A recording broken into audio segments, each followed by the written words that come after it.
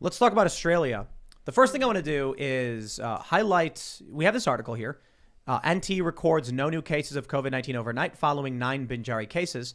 This is Australian news desperately trying to bury the lead about the military transporting the indigenous to COVID camps. I want to show you this from Breaking 911. Oh, I'm sorry. That's the wrong one. Where is it? It's right here. Here we go. Oh, yeah. Talia Sarv.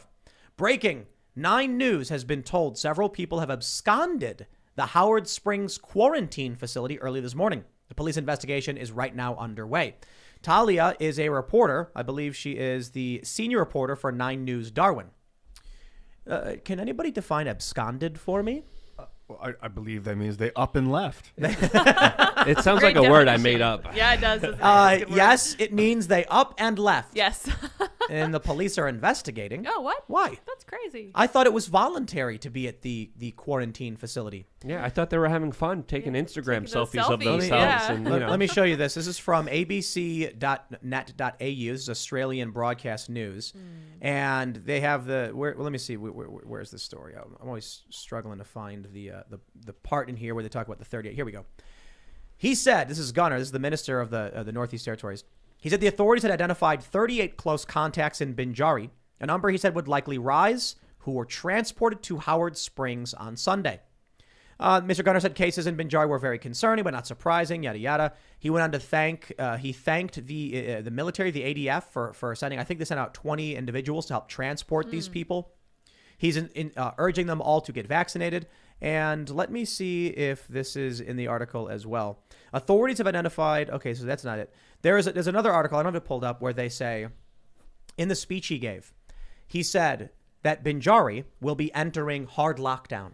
That means the citizens no longer have the 5 reasons to leave their house, which is exercise, food, visiting your one contact or whatever the 5 reasons are.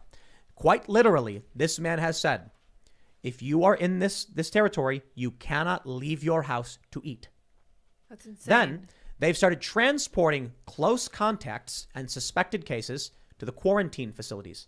Now, I'm reasonably assured by Claire Lehman of Quillette that this is impoverished communities who need desperate help and are being brought to hospitals. And I'm a blowhard who has no idea what he's talking about.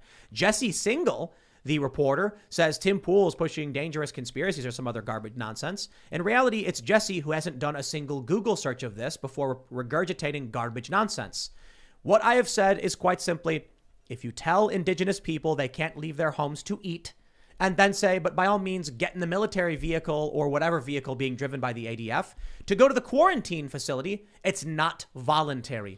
And if it was, we wouldn't see people absconding. Oh, yeah. And if the people did abscond from the facility, you wouldn't see police putting out press releases saying they've started an investigation to search for those who scaled the fence and escaped. Yeah, they had a national manhunt for a man that sneezed Yeah, in an it's elevator true. in Australia. This was also the same guy, I believe his name was Gunner, who came out and publicly said that if you took the vax, but you don't like the mandates, that you're an anti-vaxxer because you're providing aid, support, and comfort to anti-vaxxers. That's his definition of an anti-vaxxer now, is aiding and supporting anyone who doesn't like what the government is doing on their whims. And they literally took, this was a couple days ago, 38 indigenous people had the military haul them off into these quarantine camps because they had close contact with someone who allegedly tested positive. So there's also indigenous people coming out and making videos alleging that they are being kidnapped, that they're also having